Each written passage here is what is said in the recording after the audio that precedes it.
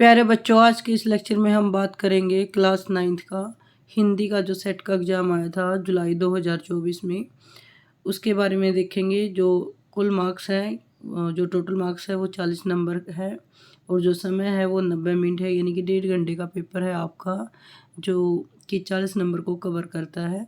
तो देख लेते हैं क्वेश्चन पेपर किस तरह का आया हुआ है। पेपर को खंडों में बांटा गया है। खंड क की अगर हम बात करें तो क्वेश्चन नंबर 1 व्याकरण संबंधित है। व्याकरण पर आधारित निम्नलिखित बहु वैकल्पिक प्रश्नों के उचित विकल्प चुनकर सही उत्तर पर निशान लगाएं। 2 क्वेश्चन आए हुए हैं 1-1 नंबर के। क्वेश्चन नंबर 1 है, निम्नलिखित में से कौन सा शब्द शुद्ध है? सन्यासी, सन्यासी, सन्यासी और सन्यासी। तो जो सही आंसर है वो सन्यासी ही है। सेकंड क्वेश्चन है, वर्णमाला किसे कहते हैं? वर्णमाला किसे कहते हैं? शब्द समूह को, वर्णों के संकलन को, शब्द गणना को, वर्णों के व्यवस्थित समूह को। तो जो वर्णमाला होती है वो वर्णों के व्यवस्थित समूह को कहते हैं। क्वेश्चन नंबर सेकंड, भाषा के मानक रूप से क्या अभिप्राय है? 2 नंबर का क्वेश्चन है।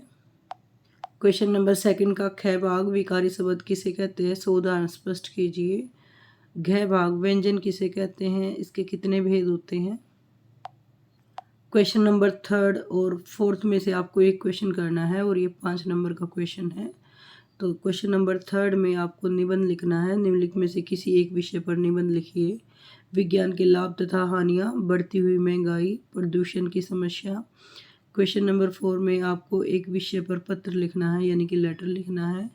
तो जो क्वेश्चन है वो है, भाई के विवाह के लिए अपने विद्यालय के मुख्याध्यापक को अवकाश हेतु प्रार्थना पत्र लिखिए, या अथवा में अपने मित्र या सहेली को परीक्षा में प्रथम आने पर बधाई पत्र लिखिए। तो ये तो आपको क्वेश्चन 4 करना है या क्वेश्चन नंबर थर्ड कर रखा है। इनके अंदर भी चॉइस है, आप किसी भी एक निबंध पर लिख सकते हो, और जो लेटर है, जो पत्र है, उन 2 में से किसी एक पर आपको पत्र लिखना है। अब क्वेश्चन नंबर 5 को देख लेते हैं। क्वेश्चन नंबर 5 क्षैतिज भाग से लिया गया है, यानी कि काव्य खंड से। 2 क्वेश्चन है वो वैकल्पिक क्वेश्चन है, जिनके विकल्प दिए गए हैं। क्वेश्चन नंबर 1, लद्दयत किस काव्य शैली में लिखी गई है? दोहा, चौपाई, वाग या मुक्तक। तो जो आंसर होगा वो वाग होगा। क्वेश्चन नंबर 6, जिस कंध पर श्री कृष्ण बांसुरी बजाते थे वह किस नदी के तट पर है? तो वो यमुना नदी के तट पर है। क्वेश्चन नंबर 6, निम्नलिखित काव्यांश को पढ़कर पूछे गए प्रश्नों के उत्तर दीजिए। एक क्वेश्चन है, 5 क्वेश्चन है वो 1 नंबर के हैं। हस्ती चढ़िए ज्ञान को सहज दुलीचा डारी, समान रूप संसार है भूकल दे झकमारी। तो क्वेश्चन नंबर क, प्रस्तुत काव्यांश के कवि एवं कविता का नाम लिखिए। ख, ज्ञान रूपी हाथी पर दुलीचा डालकर चढ़ने का क्या अभिप्राय है? क्वेश्चन नंबर घ, कवि ने साधक को ज्ञान रूपी हाथी पर चढ़ने के लिए क्यों कहा है? पार्ट नंबर घ, कवि ने संसार को क्या कहा है और क्यों? ढ, क्वेश्चन डुलीचा का क्या अर्थ है? क्वेश्चन नंबर 7 और 8 में से आपको कोई भी एक क्वेश्चन करना है। क्वेश्चन नंबर 7, निम्नलिखित काव्यांश का भाव व काव्य सौंदर्य स्पष्ट कीजिए। खा खा कर कुछ पाएगा नहीं, न खाकर बनेगा अहंकारी, सम खा तभी होगा संभावी, खुलेगी साकल बंद द्वार की। क्वेश्चन नंबर 8, सखी ने गोपी से कृष्ण का कैसा रूप धारण करने का आग्रह किया है? अपने शब्दों में वर्णन कीजिए। 3 नंबर का क्वेश्चन है। क्वेश्चन नंबर 9, खंड ग, क्षैतिज भाग का जो गद्य खंड है उसके आधार पर 2 वैकल्पिक क्वेश्चन है। राहुल साकर्त्यान ने बौद्ध धर्म को कब ग्रहण करा? ऑप्शन है 1925, 1930, 1935, 1940। खंड ग, क्षैतिज भाग का खंड भाग से क्वेश्चन आंसर पूछे हैं। प्रश्न क्या है? राहुल साकर्त्यान ने बौद्ध धर्म को कब ग्रहण करा? ऑप्शन है 1925, 1930, 1935, 1940। क्वेश्चन नंबर ख, गधे के मुख पर स्थायी भाव कौन सा छाया रहता है, यानी कि गधे के चेहरे पर कौन सा स्थायी भाव हमेशा रहता है, प्रशंसा का, असंतोष का, विषाद का, निराशा का। क्वेश्चन नंबर ग, हमारी मानसिक शक्ति कौन बदल रहा है, सरकार, फैशन, विज्ञापन और प्रसार के तंत्र या उद्योगपति।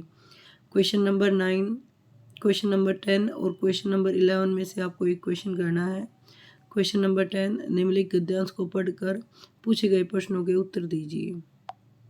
क्वेश्चन नंबर 10 में आपको गद्यांश में से जो प्रश्न है वो दिए गए हैं, उनको आपको आंसर देने हैं।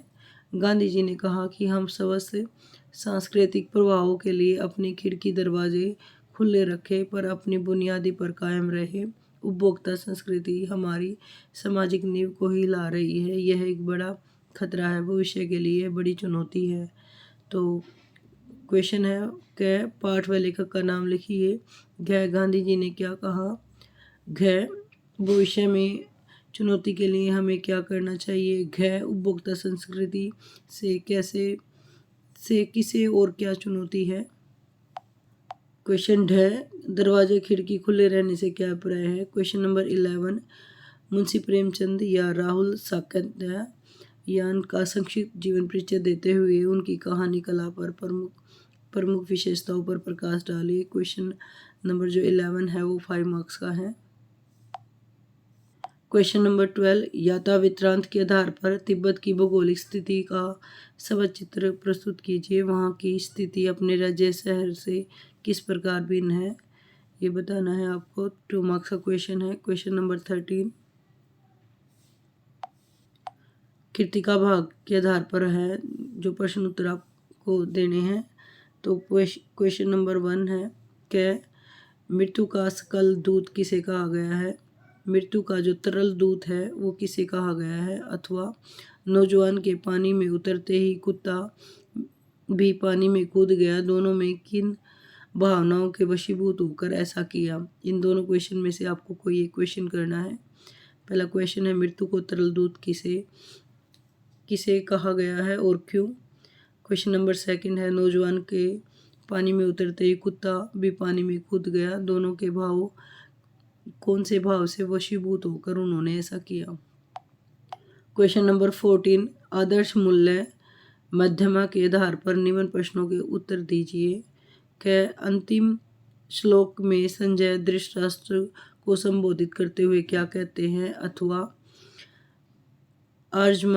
आर्जवमन के रूप में गीता के कृष्ण वास्तव में क्या कहना चाहते हैं। पार्ट नंबर ख, विद्यार्थी के रूप में झूठा दिखावा करने का आपको क्या नुकसान उठाना पड़ सकता है। अथवा अपने भीतर का विलक्षण विचार शक्ति को जगाकर हम किस प्रकार लाभान्वित हो सकते हैं। तो इन दोनों क्वेश्चन में से आपको कोई एक क्वेश्चन करना है। आज के इस लेक्चर में हमने जो सेट में एग्जाम आया था हिंदी का क्लास 9 का उसको डिस्कस करा। आज के लिए इतना ही, धन्यवाद। Thanks for watching.